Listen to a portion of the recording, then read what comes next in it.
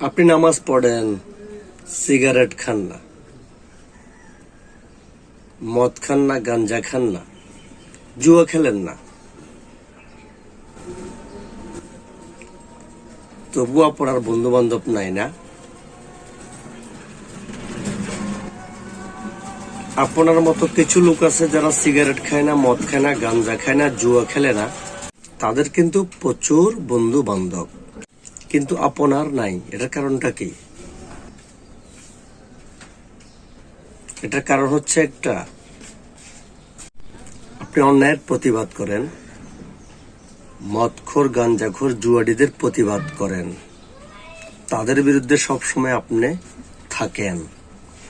কিন্তু আর অন্য যারা আছে, নামাজ পড়ে, রোজা রাখে, মদ খায় না, গাঞ্জা খায় না, মদ বিক্রি করে না, তারা অন্যের বিরুদ্ধে কথা বলে না।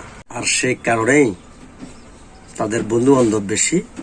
আর আপনি অন্যায়ের বিরুদ্ধে কথা বলেন, তাই আপনার কোনো বন্ধু বান্ধব নেই।